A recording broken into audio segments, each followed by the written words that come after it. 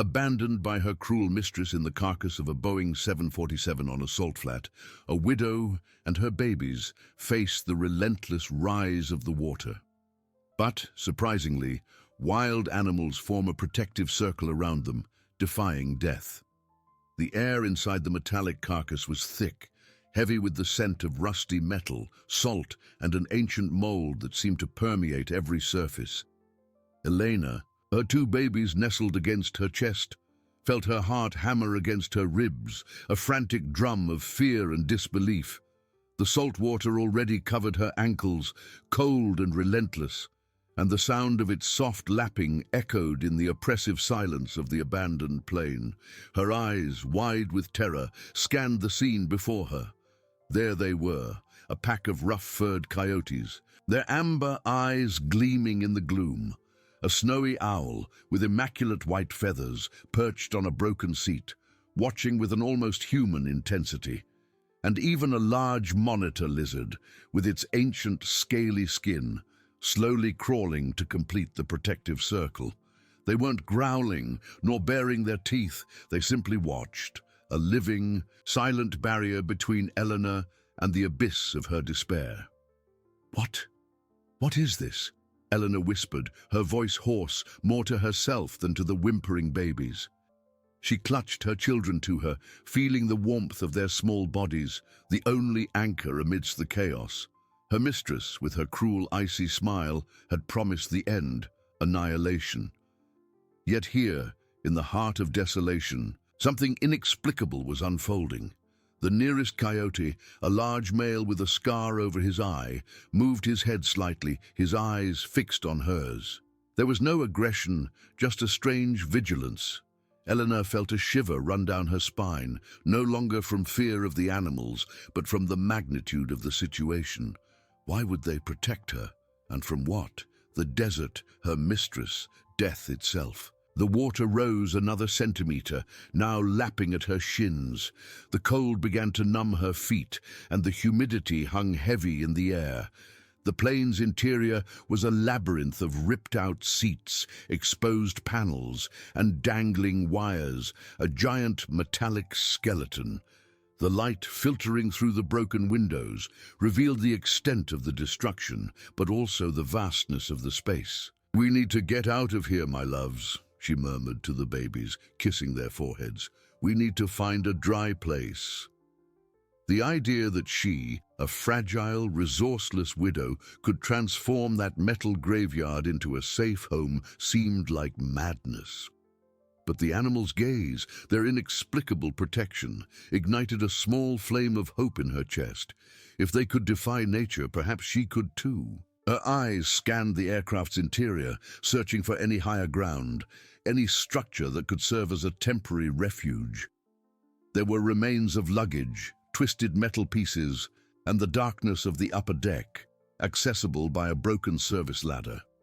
The task seemed impossible, but the image of her mistress, with her look of contempt and the warmth of her children in her arms, ignited a fierce determination. She would not succumb, not here, not now. She would make this hell a sanctuary, but first she had to climb, and the water kept rising. The cold, insistent salt water already covered her shins, and its soft lapping seemed like a macabre clock, ticking away her remaining time. Elena clutched the babies to her chest, feeling the tremor of their small bodies and the warmth radiating from them, a stark contrast to the cold creeping up her legs. The image of her mistress, with that icy smile and the promise of annihilation, ignited a silent fury in her heart. She would not allow it, not while she had a breath left. "Come on, my loves," she whispered, her voice choked with emotion, but firm in determination. "We need to climb." The animal's gaze, fixed on her, was a strange, almost palpable presence. The scarred coyote, the monitor lizard, and the snowy owl formed a semicircle, watching her every move. When Elena took her first hesitant step towards the broken service ladder, the coyote moved slightly, as if clearing a path. The lizard, with a slow drag, shifted a piece of twisted metal that blocked the way, creating an improbable trail. Elena felt a lump in her throat. It was as if nature itself, in its wildest form, was conspiring in her favor. Every step was a battle. The water hindered her movement, and the weight of the babies, though a burden of love, made every effort Herculean. She felt the floor with her feet, avoiding invisible debris beneath the salty surface. The smell of mold and rusty metal was suffocating, but the fresh air filtering through the broken windows was a reminder of the vastness of the desert outside and the insignificance of her struggle against nature. Finally, she reached the base of the ladder. It was a metallic structure, once robust, now twisted and missing several rungs. The access to the upper deck seemed like an abyss. Elena took a deep breath, her heart beating erratically. "It's all right, my angels," she murmured, kissing one of the baby's foreheads. "Mommy will get us out of here." The task was almost impossible. With a baby in each arm, climbing seemed like a mirage. She looked at the animals. The coyote tilted his head, his amber eyes fixed on hers. A desperate idea sparked. She couldn't risk letting go of the babies. With a superhuman effort, she managed to secure one of the babies in a cloth tied firmly to her back, and the other she held with one arm, while her other arm groped for the broken rungs. The cold, rough metal scraped her hands as she tried to hoist herself up. The first rung was the hardest. She felt the water rise a little more, now lapping at her calves. Panic threatened to engulf her, but the faint cry of one of the babies brought her back to reality. She could not fail. With a muffled cry of effort, she managed to hoist herself up, bracing her knee on an unstable rung. The metal groaned under her weight. Every movement was slow, painful, and the fear of falling with the babies was a sharp knife in her chest. Below her, the animals seemed to watch, a silent, watchful guard. The snowy owl swiveled its head, tracking her progress. Rung by rung she climbed, her breath ragged, muscles burning. The upper deck seemed further and further away, a promise of dry land. When she finally managed to drag herself up, her body trembling with exhaustion, she collapsed onto the dusty, dry floor, the babies still firmly attached to her. The upper deck was a more intact version of the hell below. There was less water, but the space was cramped, filled with metallic boxes, destroyed control panels, and exposed wires. The light filtering through the upper windows revealed a thick layer of dust and debris. But it was dry, for now.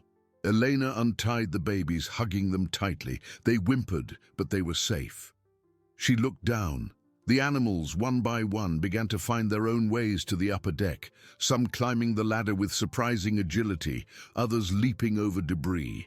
The scarred coyote was the first to join her, sitting at a respectful distance, but with his eyes still fixed on her. The water continued to rise on the lower deck, its sound now more distant, but still present. Elena felt a temporary relief, but the reality of the situation hit her again. They were safe from immediate drowning, but trapped in a metal labyrinth in the middle of nowhere. What would they do now? How would she transform that skeleton into a home? Her eyes scanned the space, searching for anything, any clue, any sign of hope. Her mistress's promise still echoed, but the unexpected protection of the animals and the strength she found in her children propelled her forward. There was something more here, she felt. Something that could be the key to her survival. A hidden treasure, perhaps. But where and how to find it? The upper deck was a chilling relief. Elena collapsed onto the dusty floor, her muscles burning, her ragged breath seeming to tear at her throat. The babies, finally untied from her exhausted body, whimpered softly, their small fists clenched. She hugged them with desperate strength, kissing their soft hair, smelling milk and sweat, life pulsing in her arms. They were dry. For now.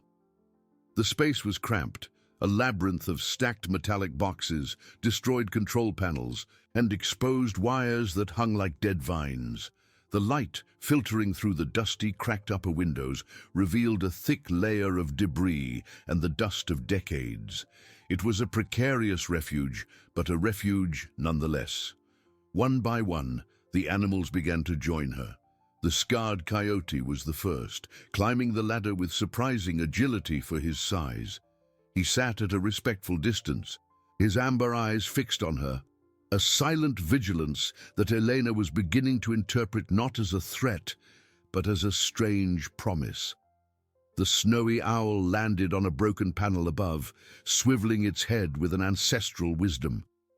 The monitor lizard, with its slow, heavy drag, found a niche among the boxes, watching with the immobility of a statue. The sound of the water rising on the lower deck was now more distant, a constant murmur that nonetheless remained a threat. Elena closed her eyes for an instant, the image of her mistress, with her cruel smile, etched in her mind. "She wanted us to drown, my children," she whispered, her voice choked, "but we won't, not here." Exhaustion was overwhelming, but the need to act was stronger. She needed to transform that metallic skeleton into something habitable, into a home. Her eyes scanned the space, searching for anything that could be useful. There were remains of seats, pieces of fabric, and the promise of overhead luggage compartments, perhaps still intact. With renewed effort, Elena began to move. First, she needed a safe place for the babies. She pushed aside some metallic boxes, creating a small space protected from the drafts that seeped through the cracks. She tore a piece of fabric from an old seat, using it to line the floor, creating an improvised crib. The babies, feeling the warmth and security, stopped crying, watching her with curious eyes. "Now we need more," she murmured, more to herself. Her mistress's premise, the promise of an end, had been clear, but the premise of her own survival, of her ingenuity, was even stronger. The idea of a hidden structural treasure, a secret compartment, supplies, a lifting mechanism, seemed like a fantasy, but it was her only hope. She began to explore.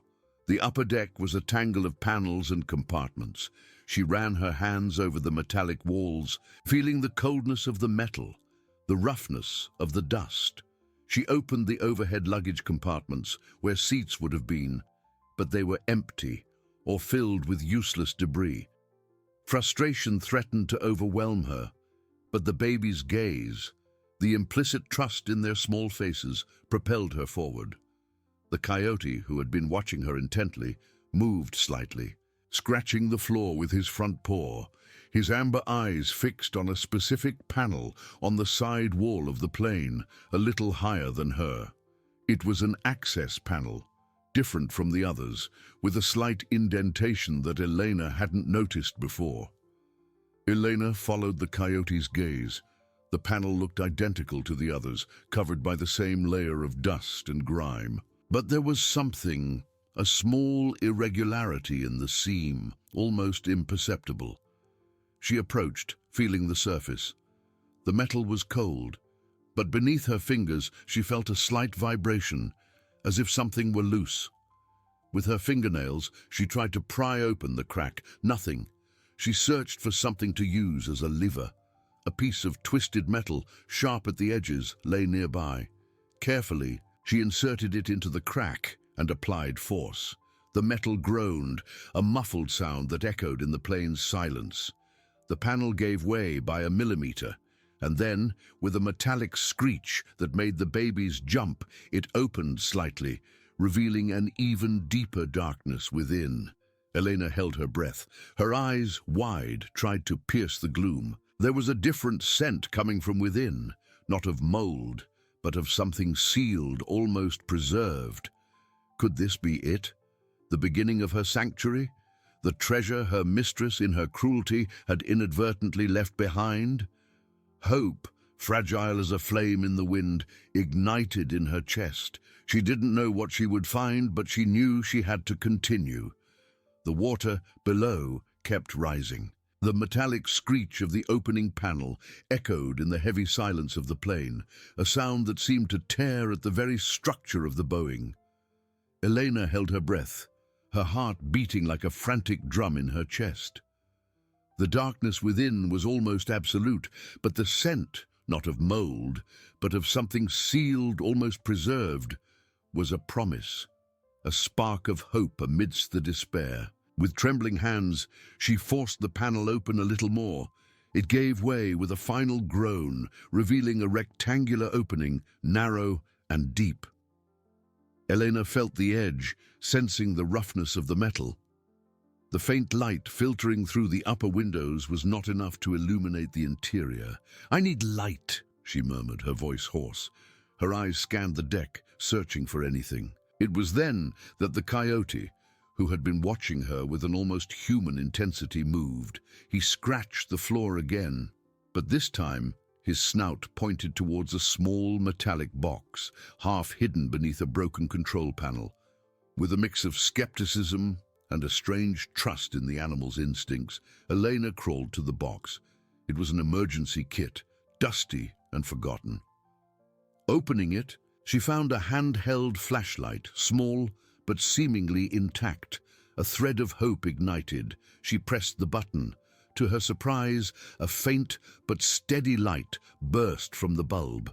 With the flashlight in one hand and her heart in her throat, Elena pointed the beam into the newly discovered compartment. What she saw made her eyes widen.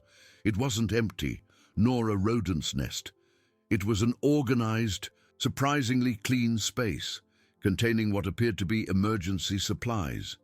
There were rolled thermal blankets, dehydrated food packs, sealed water bottles, and even a first aid kit. But what most caught her attention was a smaller control panel, embedded in the compartment's inner wall, with buttons and levers she didn't understand. Above it, a rusty but still legible metallic plate read, "Lifting Mechanism, Emergency Access." Elena felt a shiver run down her spine. It was real, the structural treasure, the promise of a refuge against the rising water, was not a fantasy. Her mistress, in her cruelty, had inadvertently left the key to Elena's survival. She picked up one of the thermal blankets, unfolding it carefully. The silver, lightweight material was a blessing. She used it to line the baby's improvised crib, who now slept more peacefully, enveloped in warmth. Next, she opened a pack of dehydrated food, cereal bars and dried fruit, and a bottle of water. She herself hadn't eaten for hours, but the priority was her children. With a little water, she managed to moisten a piece of cloth and wipe the babies' faces, who grumbled but did not wake. Exhaustion was still a heavy burden, but the discovery propelled her. She needed to understand that lifting mechanism. With the flashlight, she examined the control panel. There was a simple diagram indicating the function of each button. One of them, larger and red, was marked with an upward arrow symbol. "This must be it," she whispered, her voice filled with new determination. She hesitated for a moment, the fear of activating something wrong, of causing more damage hanging over her. But the image of the water rising on the lower deck, the constant murmur she could still hear, convinced her. There was no choice. With a trembling finger, Elena pressed the red button. A low hum, almost inaudible at first, began to fill the plane. It was the sound of ancient machines awakening, a metallic groan coming from the depths of the structure. The babies stirred slightly but did not wake. The animals, however, reacted. The coyote raised his ears, his eyes fixed on Elena. The snowy owl swiveled its head, observing the ceiling. The monitor lizard in its niche remained motionless, but its reptilian eyes seemed more alert. The hum intensified, transforming into a stronger screech, a sound of metal against metal. Elena felt a slight vibration in the floor beneath her feet. The entire plane seemed to shudder. She looked at the ceiling, at the walls, searching for any sign. And then, slowly, almost imperceptibly at first, the upper deck began to move. It wasn't a lateral movement, nor a sway. It was an ascent, slow, gradual, but undeniable. The screech intensified, but it didn't sound like collapse, rather like effort. Elena felt the floor rise beneath her, a millimeter at a time. The cracks in the upper windows seemed to pull away from the salt flat, and the horizon line, previously level with the deck, began to dip slightly. She had activated the lifting mechanism.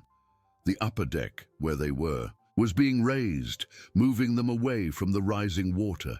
A wave of relief so intense it almost made her weep swept over Elena. They wouldn't be drowned. Not anymore, at least not for now. The water below would continue to rise, but they would be above it. "We made it, my loves," she whispered, tears streaming down her dusty face. "We made it." The coyote let out a low howl, almost a whimper. That seemed like a response. The other animals remained at their posts, watching the plane rise, a metallic arc in the middle of the salt flat. There was still much to do. The plane was a precarious refuge, and the ascent wouldn't solve all their problems. But the discovery of the supplies and the functioning of the lifting mechanism had ignited a flame of hope Elena hadn't known she still possessed. She had a chance to transform that skeleton into a home, to protect her children, to defy her mistress's cruelty. The fight was far from over, but now she had the tools, and the water below continued to rise, but now they were rising faster. The metallic hum and screech became the soundtrack to that surreal moment. Elena felt the floor beneath her feet vibrate with a growing force, not of collapse, but of an ancient machine awakening to a new function. She clung to one of the broken seats, her eyes fixed on the ceiling, then on the windows. The ascent was undeniable, and with every centimeter, the horizon line seemed to recede even further from the deck. The salt flat, previously level with the plane's floor, now stretched out below them, a vast white plain that gained perspective. "It's working," she whispered, her voice choked with emotion. Tears of relief and exhaustion streamed freely. The babies, lulled by the gentle movement and the warmth of the thermal blankets, continued to sleep, oblivious to their mother's feet. The animals, however, were on high alert. The coyote, with his ears erect, watched Elena with an intensity that seemed almost like approval.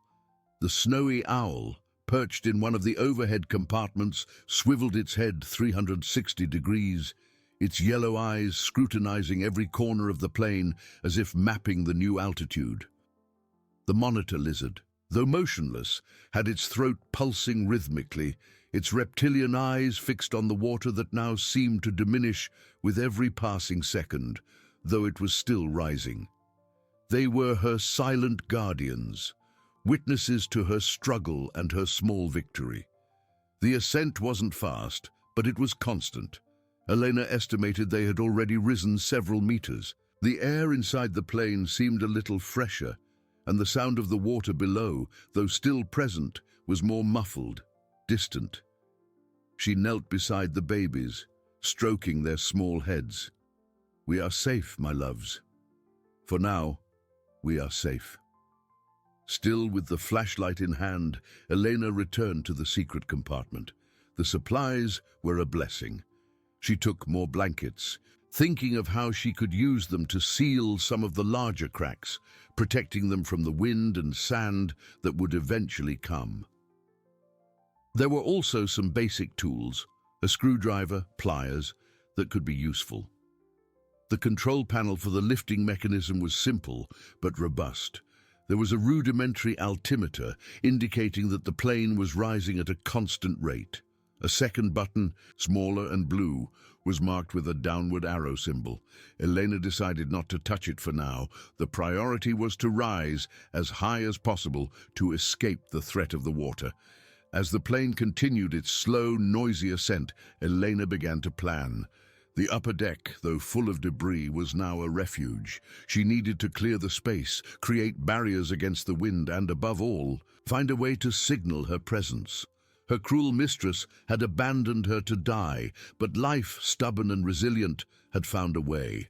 The plane's structure was old and rusty. The ascent, though life-saving, could be putting immense strain on the joints and pillars. She felt the plane groan and creak with every meter it rose. Stability was a constant concern.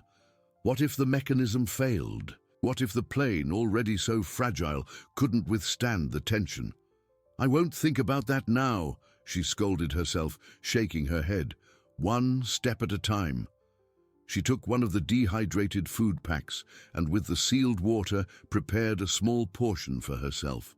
The taste was bland, but the energy it gave her was vital. She needed to be strong for her children. The coyote, who had approached, sat at a respectful distance, watching her eat. His amber eyes seemed to express a silent understanding. Elena felt a strange comfort in the animal's presence. They weren't just protectors, they were companions. The ascent continued for another hour, perhaps two. The hum and screech became a constant backdrop. The water below now looked like a thin silver layer, reflecting the pale desert sky. They were significantly higher. The immediate danger of drowning had been averted, but the desert was vast and night was approaching rapidly. The air began to cool, and the wind, which had been a breeze, now blew more strongly through the cracks. The ascent had saved them from the water, but it exposed them to new challenges. The biting cold of the desert night, the sand that could be carried by the wind, and the overwhelming solitude. Elena looked at her sleeping children, then at the vast salt flat that stretched as far as the eye could see. The plain, now elevated, seemed like a metallic island in the middle of a white ocean. It was a refuge, yes, but a precarious one. The struggle for survival had entered a new phase, and Elena knew that the ingenuity that had brought her this far would be even more crucial in the days to come. She had an improvised home, supplies, and the hope that the mechanism would continue to function. But her cruel mistress was still out there, and the desert, in its immensity, held its own dangers. One step at a time. She took one of the dehydrated food packs and, with the sealed water, prepared a small portion for herself. For now, we are safe. Still with the flashlight in hand, Elena returned to the secret compartment. The sun was already setting, painting the horizon in shades of orange and purple that reflected on the saline surface, transforming it into a giant mirror. The beauty was cruel, a stark contrast to the imminent threat of cold. Elena felt a shiver run down her spine, not just from the wind now whistling through the cracks, but from the solitude the landscape inspired. "We need warmth," she murmured to herself, lighting the flashlight again. The faint light danced on the metallic walls, revealing more cracks and holes than she had noticed before. With the thermal blankets she had found, she began to work. Using the basic tools, the pliers and screwdriver, she tried to fit loose pieces of metal and secure the blankets over the larger openings. It wasn't perfect, but every piece of fabric secured was a small victory against the icy wind. The coyote, observing her movements, got up and approached, sniffing the blankets. He didn't try to interfere, just seemed curious, almost as if supervising her work. The snowy owl, high above, emitted a soft hoot, and the monitor lizard, though still motionless, seemed to tilt its head in her direction. Their presence was a balm for her exhausted soul. She wasn't completely alone. As she worked, the plane continued to groan and creak. Every sound was a reminder of the precariousness of her refuge. "Hold on tight, old friend," she whispered, caressing a cold wall. "We need you." With every meter they rose, the pressure on the structure increased, and Elena wondered how much more the old Boeing could withstand. The altimeter on the control panel continued to climb, but at a slower and slower pace. It seemed the mechanism was struggling, exhausted. When the last light of day vanished, the cold intensified dramatically. Elena wrapped the babies in more blankets, creating a small, cozy nest in a more sheltered corner of the upper deck. She sat among them, feeling the warmth of their small bodies and the beat of their hearts. It was the only thing that kept her warm inside. Tomorrow, she thought, I need to find a way to signal, something that can be seen from afar. She remembered seeing some pieces of reflective metal among the debris. Perhaps she could use them to create a signal, a beacon of hope in the vast desert. But the night was for immediate survival. The wind howled outside, and sand, now visible as a thin white veil, began to accumulate in the cracks she couldn't seal. Her cruel mistress, the image of her, with her cold smile and empty eyes, haunted Elena's mind. She wanted Elena and her children to die, but Elena had found a way to defy death. I won't give up, she promised aloud, her voice trembling slightly in the cold air. We will survive this, and one day I will make you regret it. The coyote lay down near the baby's nest, his furry body offering a barrier against the cold. The snowy owl closed its eyes, but Elena knew it was alert. The monitor lizard, a living statue, remained vigilant. They were her new family, her protectors in a world that had suddenly become hostile and magical. Elena hugged her children more tightly, feeling the small pulse of life in her arms. The desert night was long and dangerous, but they were together. And for now, that was enough. The struggle continued, but hope, like a small flame, stubbornly burned in Elena's heart, illuminating the darkness. The last embers of the day had long vanished, plunging the vast expanse of the salt flat into an almost absolute darkness, broken only by the distant sparkle of stars and the pale reflection of the moon on the saline surfaces. The Boeing, now an imposing silhouette against the night sky, continued its slow ascent, but the hum of the mechanism had transformed into a weary lament, and the creaks of the structure were more frequent and sharp. Elena felt every vibration, every groan of the metal, as if they were extensions of her own exhausted body. The cold was relentless. Despite the thermal blankets she had used to seal the larger cracks, the icy desert wind found its way through the countless crevices, transforming the Boeing's interior into a chamber of biting air. She had done her best, tying the blankets with pieces of wire and adhesive tape she found in the compartment, but it was a losing battle against the vastness of the desert. We won't freeze, she whispered to herself, her teeth chattering. Her children, nestled in the blanket nest she had improvised, slept deeply, their rosy, innocent faces.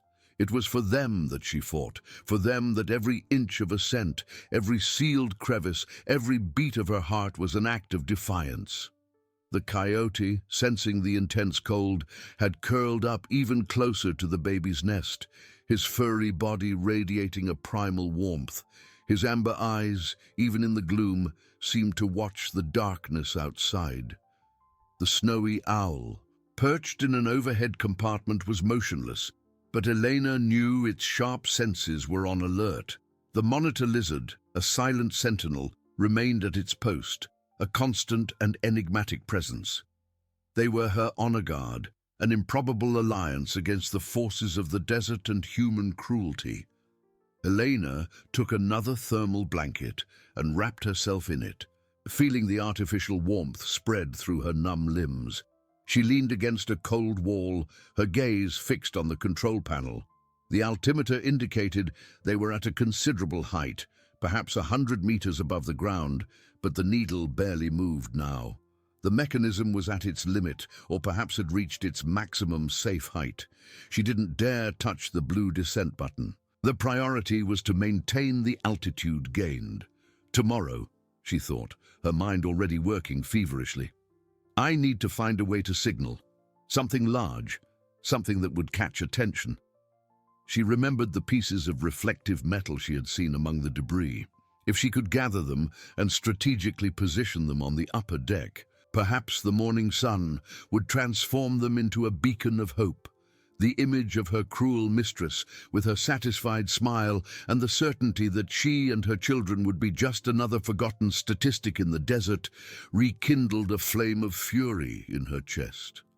"You underestimated me," she murmured, her voice hoarse.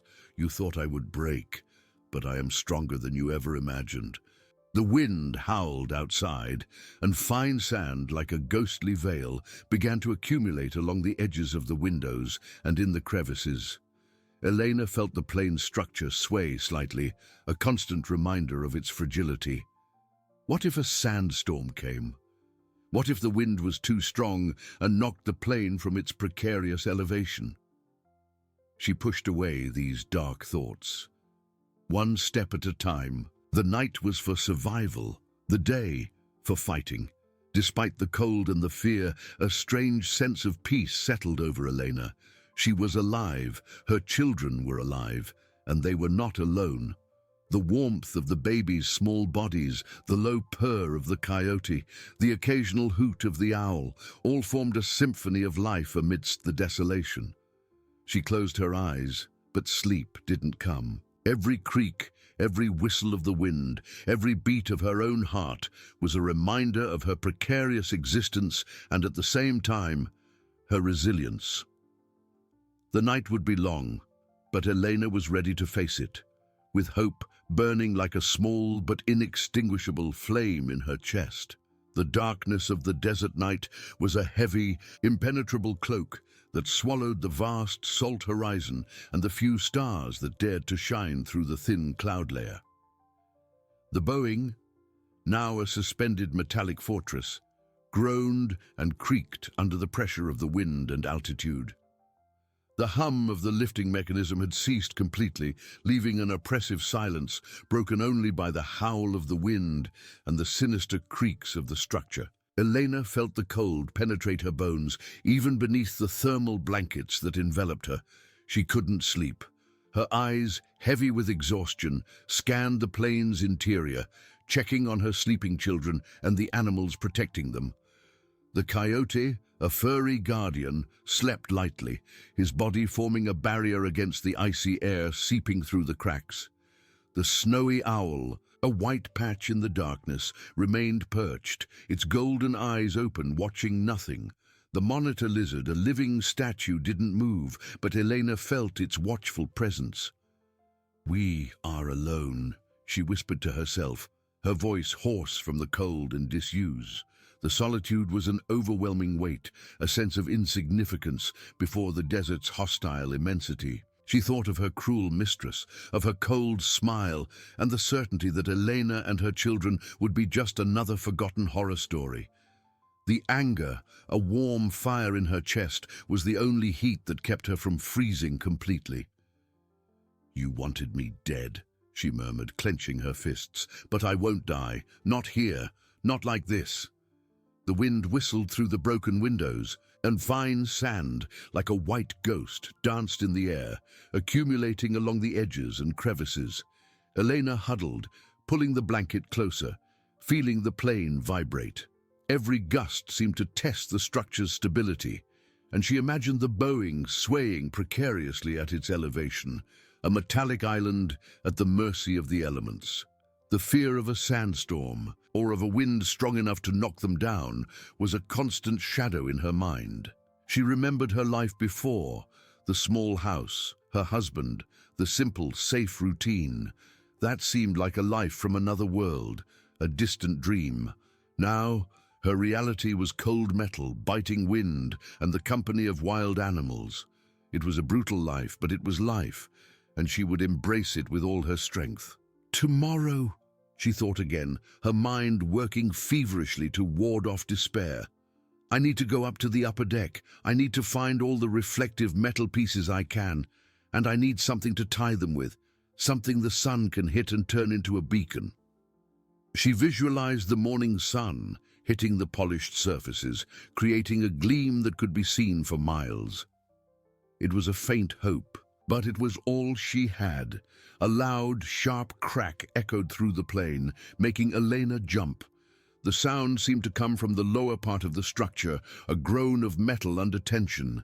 The coyote raised his head, his amber eyes fixed on the darkness, a low growl escaping his throat. The snowy owl emitted a soft hoot, and the monitor lizard, for the first time, moved its head slightly, as if assessing the danger. "It's all right," Eleanor whispered to the animals, more to herself. "It's just the wind." But she knew it wasn't just the wind. The plane was at its limit. She could feel it.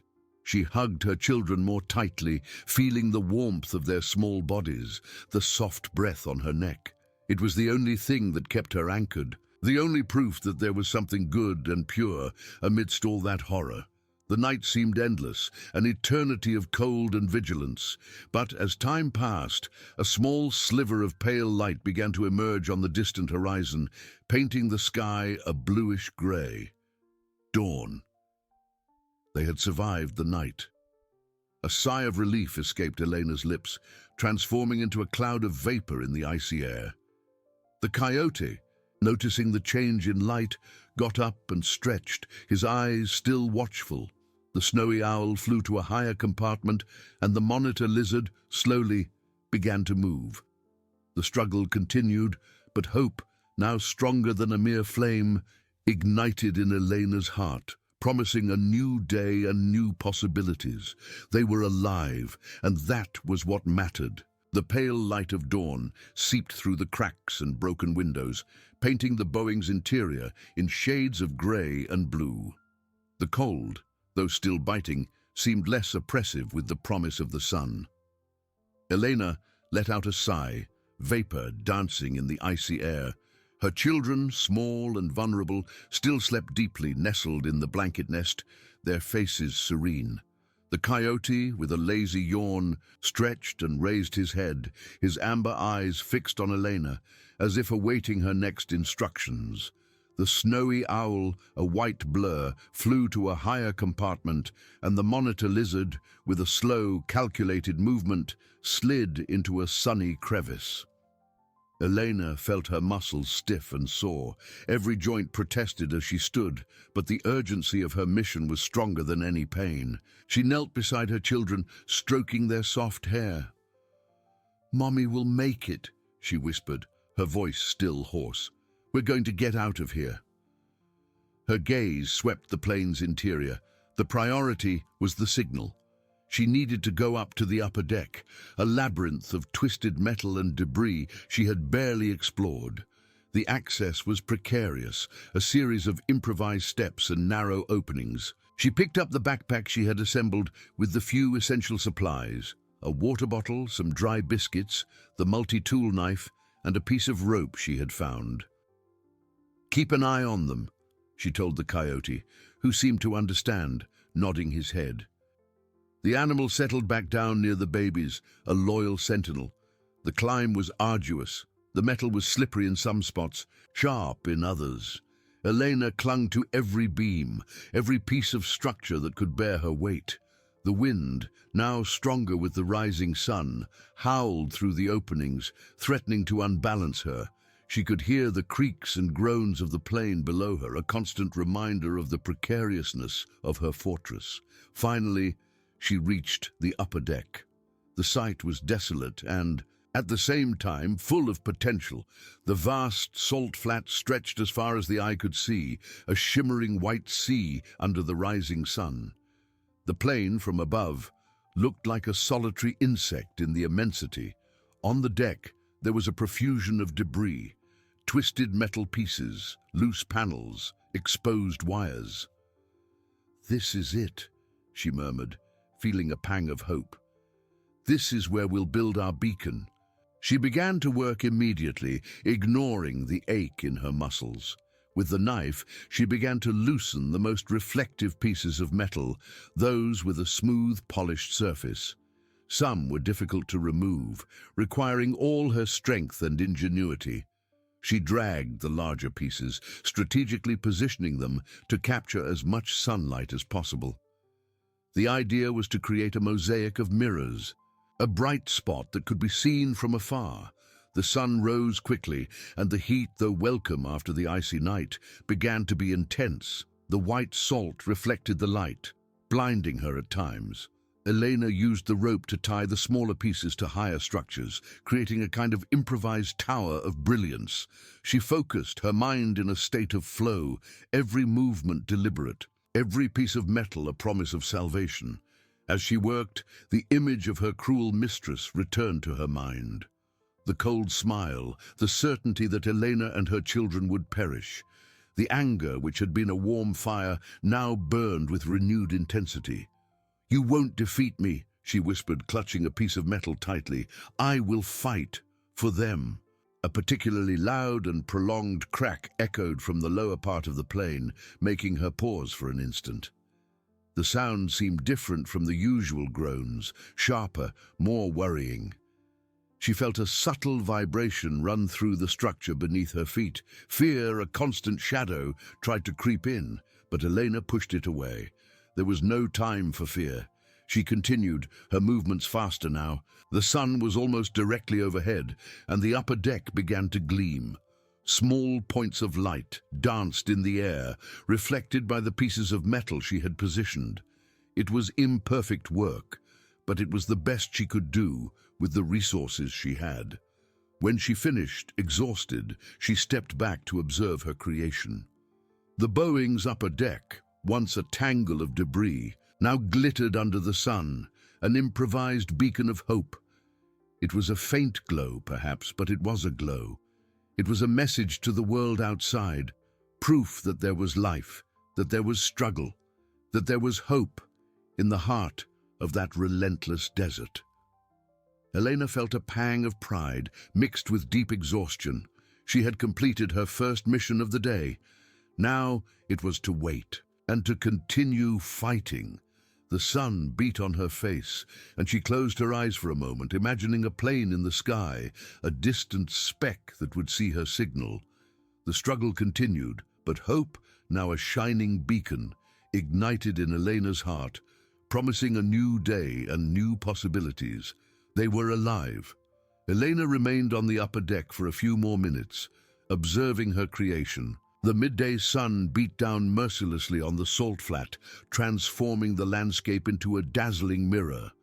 The pieces of metal she had positioned glittered, sending flashes of light into the immense blue sky. It was a signal, a silent, desperate prayer cast into the void. Exhaustion weighed on her shoulders, but a strange warmth, a mix of pride and stubbornness, kept her from giving in. "Let them see," she whispered, her voice hoarse and dry. "Let them know we are here." The descent from the upper deck was as dangerous as the climb. Every improvised step, every twisted beam seemed to test her luck. The plane groaned and creaked under the sun's heat and the wind's pressure, and Elena could feel the structure vibrate beneath her feet. She clung tightly, imagining what would happen if one of the supports gave way. The image of her children, defenseless below, propelled her with every cautious movement. She needed to get back to them. Finally, with a sigh of relief, she reached the main cabin. The air there was cooler, but gloom still dominated. Her eyes adjusted quickly, and she saw her children, still sleeping soundly, nestled in the blanket nest. The coyote, true to his silent word, lay beside them, his head raised, his amber eyes fixed on the cabin entrance. Seeing her, he wagged his tail once, a subtle gesture of recognition. The snowy owl was perched in an overhead compartment, and the monitor lizard, a shadow on the wall, seemed to watch her with its cold intelligence. Elena knelt beside her children, stroking their hair. The warmth of their small bodies was a balm for her weary soul. "Mommy's back," she whispered, kissing one of their foreheads. But as she stood, something caught her attention. The cabin floor, which had been dry before, now displayed a dark, damp stain near the lower opening. A shiver ran down her spine. She approached, her heart pounding in her chest. The water. It had risen again, and this time it seemed to have advanced much further than in previous hours. The waterline was visibly higher on the plane's interior walls, and a thin trickle was already beginning to spread across the cabin floor, wetting the edges of the blankets. The salty, damp smell was unmistakable. The loud, prolonged crack she had heard during the night, and again while working on the upper deck, now made sense. The water pressure was forcing open the crevices, finding new paths into the carcass. Panic threatened to overwhelm her. The beacon on the upper deck was a distant hope, but the water was an immediate, relentless threat. They didn't have much time. The vision of her cruel mistress smiling with the certainty of their death returned with full force. But this time, the anger wasn't a warm fire. It was a burning fury that blazed in her veins. "No!" she growled, clenching her fists. "You won't drown us. We won't die here." The coyote, sensing the shift in her mood, got up and approached, nuzzling his head against her leg. The snowy owl emitted a low hoot, and the monitor lizard slid closer, as if the animals were forming a silent circle of support. Elena looked at the advancing water, then at her sleeping children. The beacon was for rescue, but before rescue, they needed to survive the water. The story's premise, the legend of the structural treasure and the lifting mechanism, echoed in her mind with renewed urgency. It was no longer a search for reward, but a race against time for survival. "The secret compartment," she murmured, her mind working feverishly. "The lifting mechanism. I need to find it. Now." The hope of the beacon still shone, but the urgency of the rising water was a hammer pounding in her head. The struggle wasn't just to be seen, but to rise above the threat that was slowly engulfing them. Elena knew that the next step would be the most crucial of all. She had to find the hidden treasure, or the water would take them forever. "The lifting mechanism. I need to find it, now." The hope of the beacon still shone, but the urgency of the rising water was a hammer pounding in her head. Panic for an instant threatened to paralyze her. The image of the water rising, swallowing everything, was a nightmare becoming reality, but the fury against her mistress, the same one who had thrown her there, was a more potent fuel than any fear. "No, I won't let it happen. My children won't die here." She turned to the coyote, who watched her with an almost human intelligence. "I need help. I need to find higher ground." Her mind raced, analyzing the possibilities. A Boeing 747 was a complex structure. Where could a lifting mechanism and a secret compartment be hidden? The legend spoke of a structural treasure. This meant it wasn't something random, but an integral part of the plane's design, perhaps an adaptation or a forgotten feature. She began to inspect the main cabin floor, where the water was already lapping at the edges of the baby's blankets. The floor panels were metal, some secured with screws, others with latches. She knelt, running her hands over the surfaces, searching for any irregularity, a crack, a pressure point. The multi-tool knife was in her hand, ready for use. The coyote followed her closely, sniffing the floor, occasionally stopping and smelling a specific spot with more intensity. Elena watched the animal. He seemed to be alert to something. She crouched where he stopped, feeling the metal. It was a panel slightly looser than the others, almost imperceptible.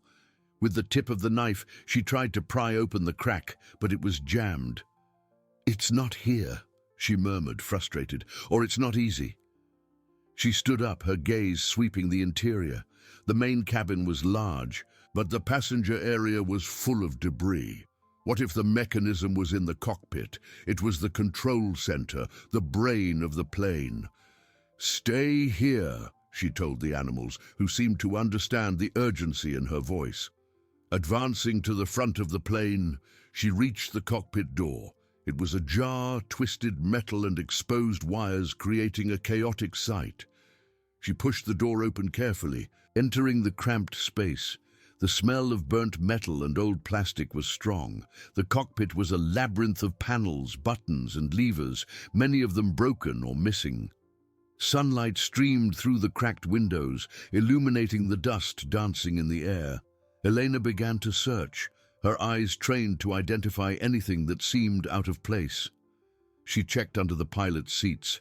behind the control panels, in every corner and crevice. A lifting mechanism, she thought. It would need power or a robust lever. She found a rusty lever under one of the panels, but it was broken and led nowhere. Frustration grew. The sound of the water, now more audible, slapped against the plane's exterior, a constant reminder that time was running out. Suddenly, the coyote howled, a low, urgent sound coming from the main cabin. Elena turned, her heart pounding. She ran back, finding the coyote scratching with his paw at a specific spot on the floor, near where the babies slept. The snowy owl perched, hooted, and the monitor lizard slapped its tail on the floor. Elena knelt again. The coyote was scratching at a panel that looked identical to the others. But there was a small, almost faded mark on the surface. It was a symbol, a small circle with a line through it that she had never noticed before. She ran her hand over it, feeling a slight indentation. With the knife, she began to scrape away the dirt and corrosion around the symbol. Slowly, a small slot revealed itself. It wasn't a screw slot, but a kind of slot for a key or a specific tool. She tried to insert the tip of the knife, but it was too large. Her gaze fell on the multi-tool knife. There was a small tool she had never used, a kind of flat, thin screwdriver, almost like a pick. With trembling hands, she inserted it into the slot. There was a soft click, almost inaudible. The floor panel, which had seemed solid before, now moved slightly.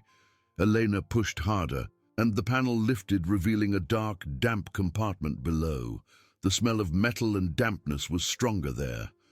Her heart leaped. This was it, the secret compartment. She leaned in, the faint light barely penetrating the depths. Inside, there was a rusty metal box, some sealed packages, and most importantly, a robust lever attached to a gear mechanism.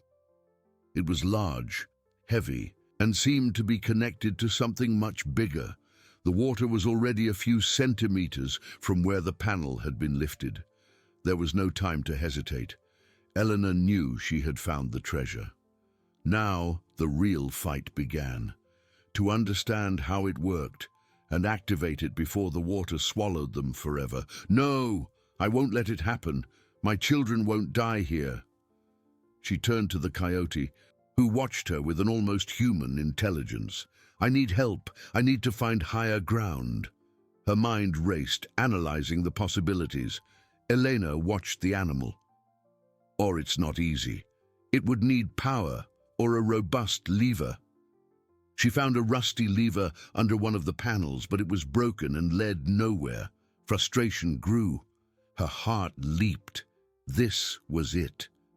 The secret compartment.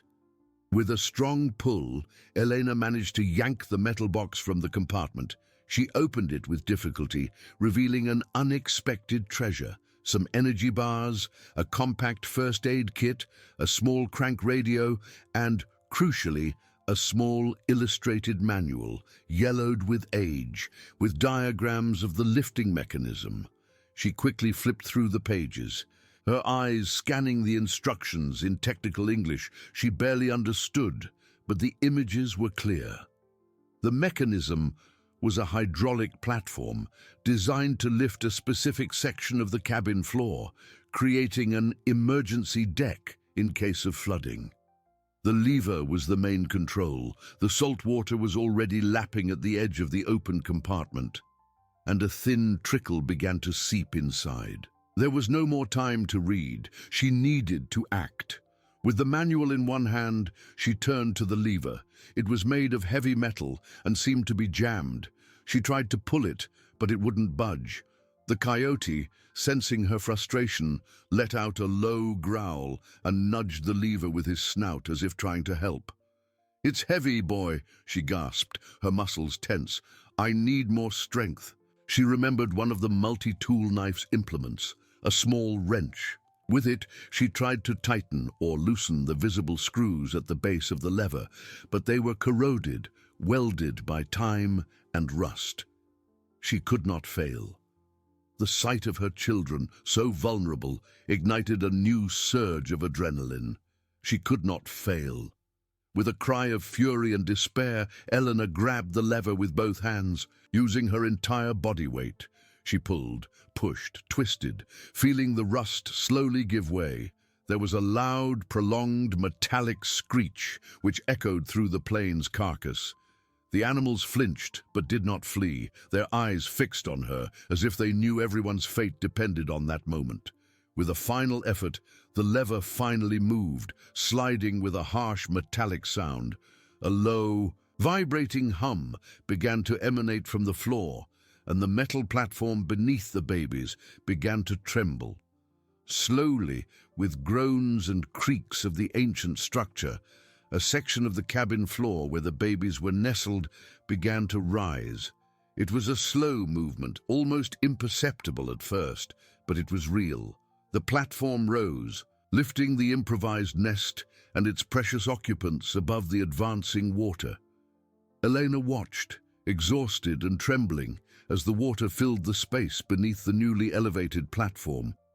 The coyote, the owl, and the monitor lizard moved onto the platform, seeking refuge beside the babies, their instincts guiding them to the safest point. It wasn't a rescue yet, but it was a victory, a temporary refuge, a breath of hope against the relentless tide. Elena knew the fight was far from over, but, for now, her children were safe from the water. The beacon on the upper deck was still the promise of salvation, but the platform was the guarantee that they would have more time to wait for it.